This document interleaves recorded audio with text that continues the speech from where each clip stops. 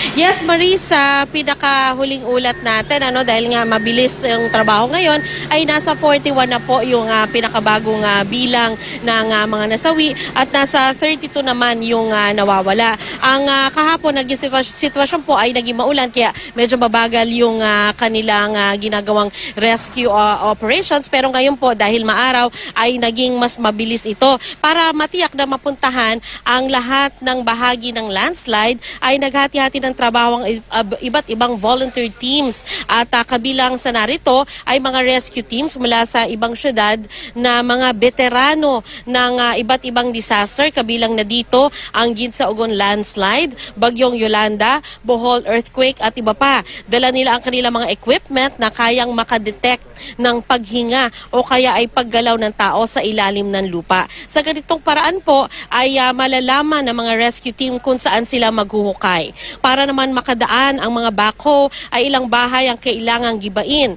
Patuloy pa rin po ang paglilikas sa mga residente dahil hindi pa rin daw ligtas sa lugar lalo't panahon pa rin ng tag-ulan. Ang ilang residente naman ay nababahala na baka raw hindi na sila pabalikin sa kanilang bahay na malapit sa landslide area. Kuan ma'am gay, wala pa gay kuan, wala na mi bay, nag-eskwela pa rin sila. Wa pa siya may plano ma'am, kuan pa gid kayo. Kuan na ma'am, kung unsay kuan nila, kung magkuan sila relocation na mo kuan na mi kay Maris, ngayon nga ay puspusan na po ang ginagawa nila ditong paghuhukay. Ang nakikita nyo pong lokasyon ay base sa mga accounts na rin ng mga residente.